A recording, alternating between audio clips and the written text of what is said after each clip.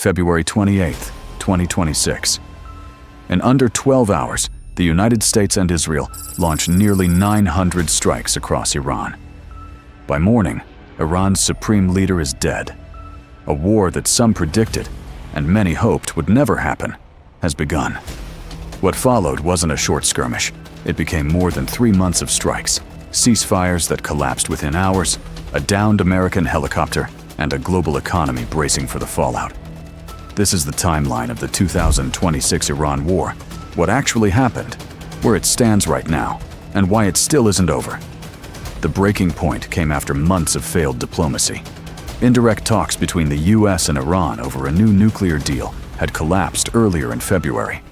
Omani mediators said Iran was willing to make concessions, but President Trump said he wasn't satisfied with the pace. On February 28th, Israel and the United States launched what the Pentagon code-named Operation Epic Fury.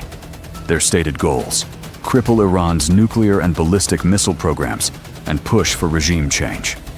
The opening wave was massive: strikes on missile sites, air defenses, military infrastructure, and senior leadership. Among the dead, Iran's supreme leader, Ayatollah Ali Khamenei, killed in a strike on his Tehran office, along with dozens of senior political and military officials. Inside Iran, the reaction was split. Some citizens, including parts of the diaspora, hoped this could be the end of the regime. Others mourned. Security forces moved quickly to suppress both celebrations and protests. Iran's response was immediate: a wave of retaliatory missiles and drones aimed at Israel, US bases across the Middle East, and US-aligned Gulf states. Within days, Israeli airspace was closed entirely, grounding flights out of Ben Gurion Airport. What started as a strike on Iran quickly became a regional war. On March 1st, one of the deadliest single strikes of the conflict hit a residential neighborhood in Beit Shemesh, Israel.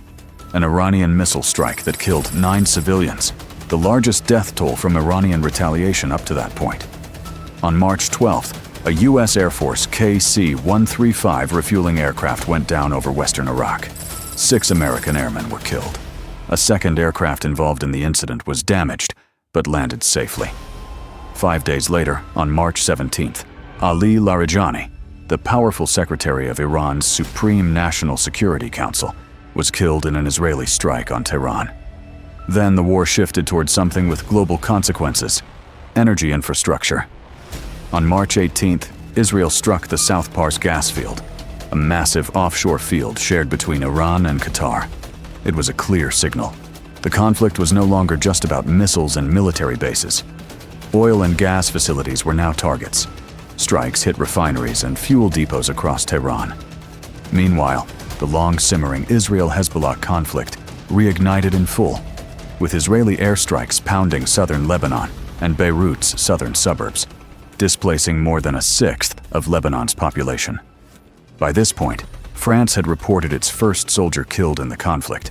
The war had stopped being a US-Israel-Iran story and become a multi-country crisis. By early April, more than 5 weeks of fighting had left thousands dead in Iran and Lebanon, dozens dead in Israel and Gulf states, and millions displaced. On April 3rd, an F-15E Strike Eagle was shot down over Iran.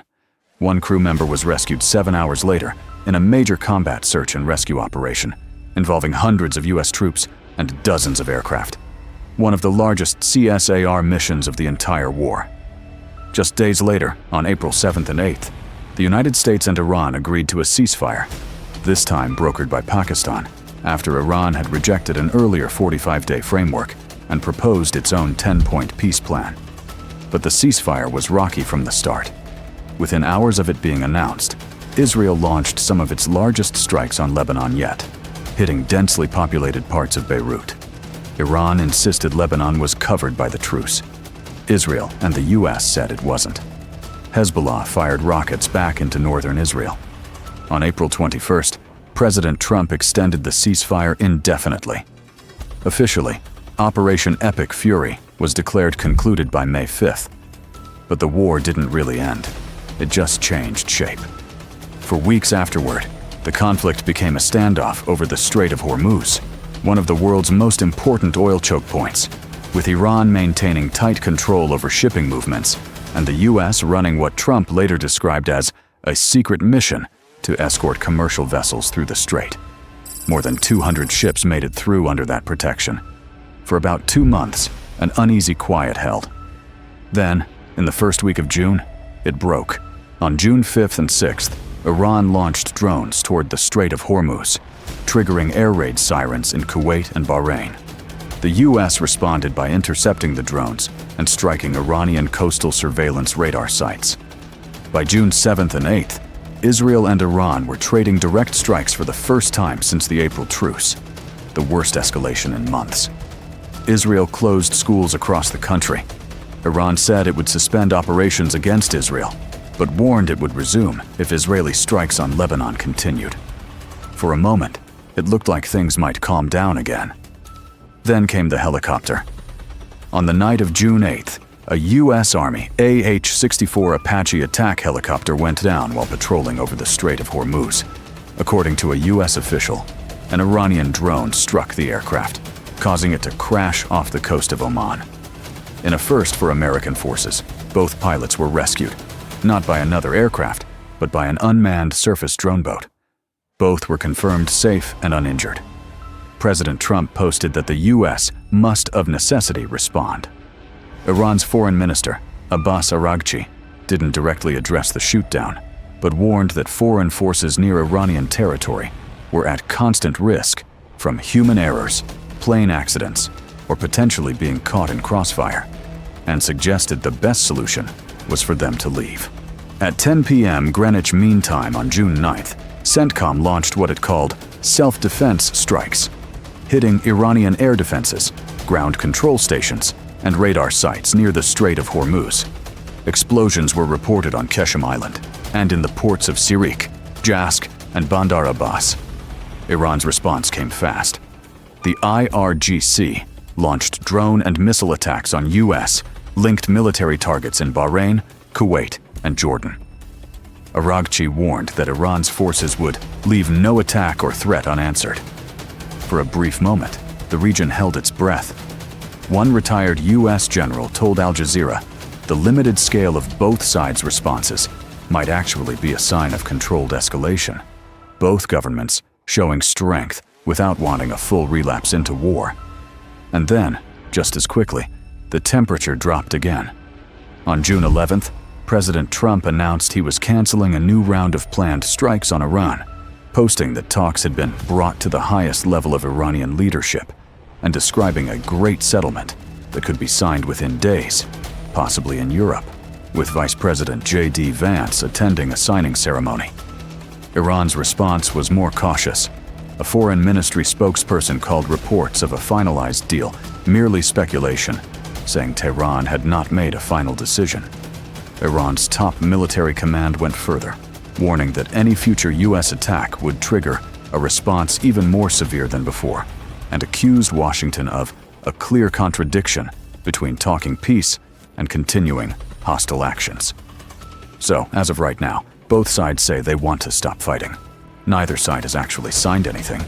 While the diplomats talk, the economic damage is already real. Brent crude has climbed past $91 a barrel. The S&P 500 is down 4.5%, and the Nasdaq down over 7%, since hitting record highs just 2 weeks earlier. The European Central Bank has raised rates specifically to fight inflation, tied to the war. And the World Bank has cut its global growth forecast, citing the conflict directly. By independent estimates, strikes on Iran alone have killed at least 657 people and wounded more than 2,000. Iranian strikes on Israel have killed at least 28 and injured over 4,000. Lebanon has seen more than a sixth of its population displaced. And those are just the numbers we can verify. Reporting from inside Iran remains heavily restricted. 3.5 months, 2 ceasefires, a killed supreme leader, a downed Apache, a rescue by drone boat, and a global economy already paying the price before a single peace deal has been signed. The question now isn't whether this war is over. It's whether either side can afford for it to start again. We'll be tracking this story as it develops. If you want the next update the moment something changes, make sure you're subscribed. Because right now, ceasefire in this conflict has meant something different almost every single week.